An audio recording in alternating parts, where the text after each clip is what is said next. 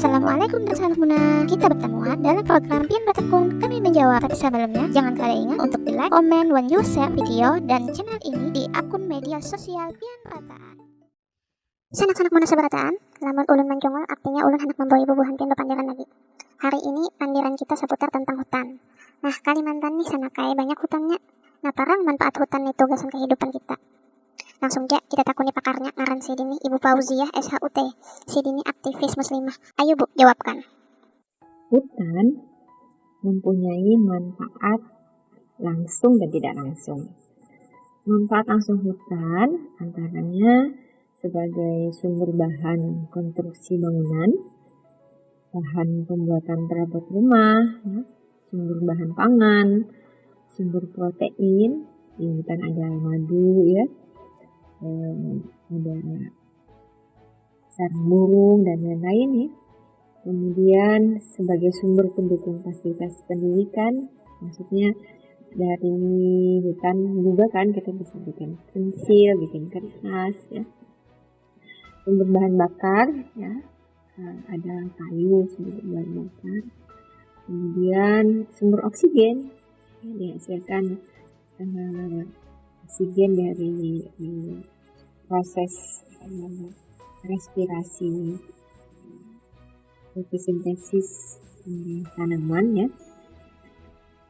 Kemudian sumber pendapatan bagi masyarakat di sekitar hutan, ada sumber obat-obatan, ada daun, kulit ya atau getah yang bisa dijadikan sebagai obat dan juga sebagai habitat satwa ya.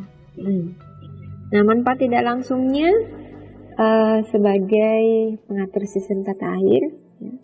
Bagaimana air tetap tersedia, mencegah terjadi erosi, banjir dan juga kekeringan. Kemudian juga mengontrol iklim ya.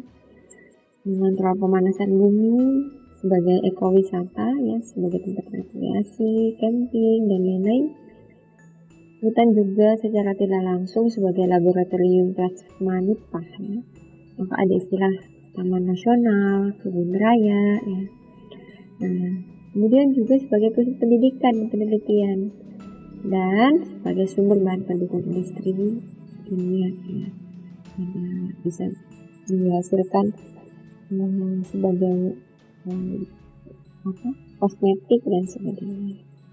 Terima kasih banyak Bu Ai atas jawaban Pian. Ulun hendak bertakun lagi nah Bu Ai. Menurut Pian Bu, kayak apa gerang Islam nih melakukan perlindungan hutan supaya alam kita nih nah tetap terjaga?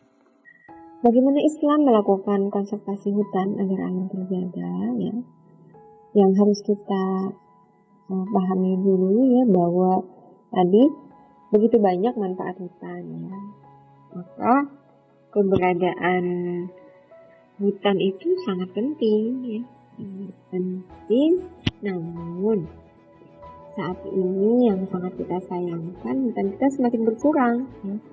Tercatat luas hutan alam di Kalsel itu menyusut sekitar 463.481 hektar dalam waktu kurun 1990 sampai 2019. Di sisi lain, pembukaan kawasan non-hutan semakin meningkat sejak tahun 1990 dari 1.025.542 hektar di tahun 1990 itu menjadi 1.495.427 hektar pada tahun 2019.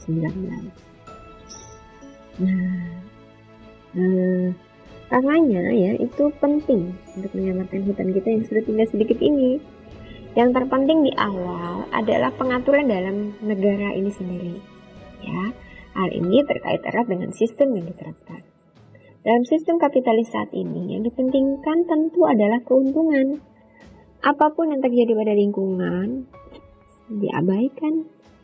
Terbukti dengan banjir dahsyat yang terjadi di tahun 2020 lalu. Jadi, selama sistem kapitalis yang diterapkan, usaha konservasi hutan menjadi indah harapan. Selanjutnya, tentu usaha konservasi hutan